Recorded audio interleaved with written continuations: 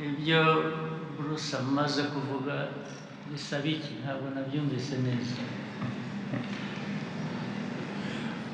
Monetisation ya social media y'imbuga nkoranyambaga. Ikibazo rero abantu bahura nacyo mu Rwanda ni iki? Kuki ugomba kwita undi muntu w'ahandi kugira ngo ukore amafaranga atari mu Rwanda? Ikibazo ni iki? Ni iki ngo tugikemure? Bruce, ni ikihe kibazo gihari kuki social media hano mu Rwanda zidahinduka amafaranga? Uyu ni umwanya kuko n'urubyiruko hanze iki kintu kiri kuvugwa cyane. Murakoze nyakubahwa Perezida wa Repubulika. Kugira ngo umuntu akorere amafaranga ku mbuga nkoranyambaga hari ads, publicité zinyuraho. Izo publicité nizo dukuramo amafaranga. Ni ukuvuga ngo ibigo bije kwamamaza, nk'urugero nasohoye indirimbo, iyo ndirimbo sinzi na mujya mubibona iyo mugiye mu bindi bihugu, iyo ugerageje nko kuyikandaho hari akavideo gato gatambuka kamamaza, ukabanza ukakareba, abo bantu baba bishyuye, ayo niyo mafaranga aza akagaruka akagera ku wakoze iyo content. Hano mu Rwanda rero bisa nkaho twese turi premium, bisa nkaho twese twishyuye kujya tureba tutarebye publicity. Izo publicity ntabwo zigeze zinyuramo. Muri ubwo buryo rero ntabwo tubasha gukorera amafaranga uko bikwiye. Byakemuka bite technically? Yes, Scovia yenda hari igitekerezo afite kuri ngingo. Murakoze nyakubahwa Perezida wa Repubulika, nanjye ndi umwe mu bazikeneye cyane. Iki kiganiro kigeze kiba kuko ari ibintu biri tekiniko muri ICT. Tuza kujya mu kiganiro na Minisitiri w'Urubyiruko ndetse n'umukozi ukora muri Minisiteri y'Ikoranabuhanga.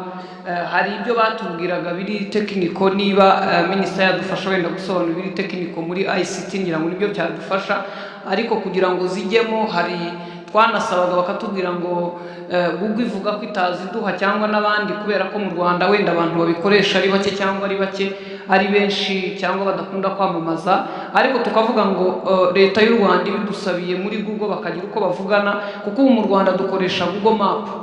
Niba Google Map ushobora kuyikoresha nkayobora umuntu aho ntuye namuyoboye ku giti cy'umwembe, ni ukuvuga ngo na ads zishobora kuza. Niba ICT badufasha mu buryo buri tekiniko badufasha.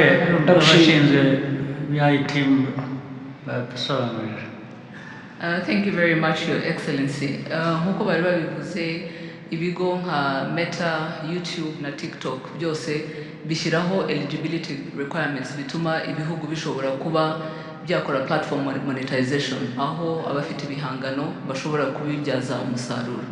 Bakurikiza ibintu bitatu. Icya mbere ni regulatory compliance, kandi ibyo twarabyujuje, nibyo bareba data protection, intellectual property na taxation, ibyo turabyujuje nk'igihugu.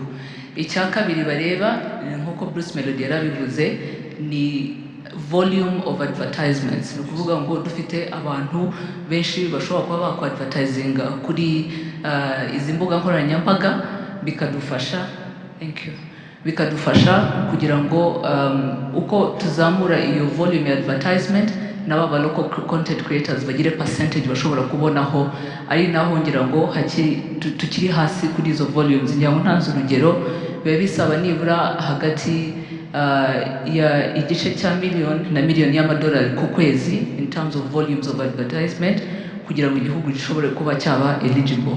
Icya gatatu ni payment infrastructure, ishobora gutuma ya mafaranga babonye bashobora kubona kuri izo mbuga nkoranyambaga ashobora kuba yabageraho, kandi ibyo turabifite. Ari ibyo bigo byose nkuko nabivuze twavuganye nabyo, ni ukuvuga ngo hariho ibintu bibiri aho batubwira turimo turabikora, bagenda banashyiraho ibihugu bitandukanye babyongera mu mubare w'ibihugu biri eligible, ariko bikanasaba ko natwe twashyiramo imbaraga kugira ngo the volumes of advertisement coming from our private sector and companies ishobore kuba yazamuka kugira ngo tube eligible. Murakoze.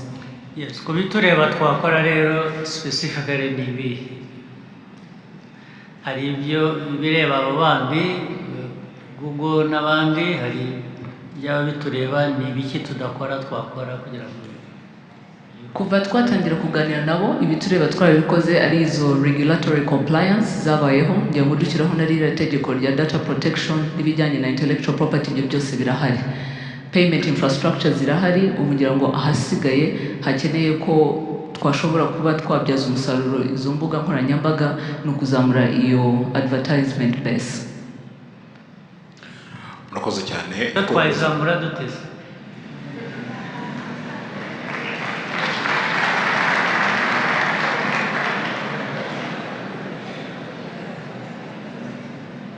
tuyizamure dute?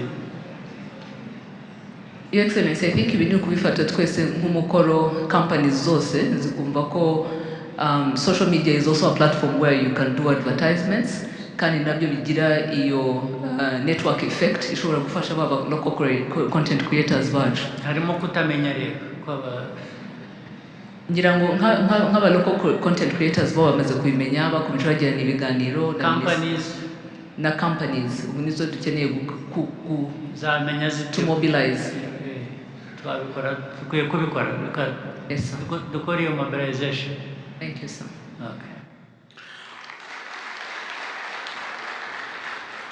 Bruce, over to you. Twifuza umunyarwanda nka munyakazi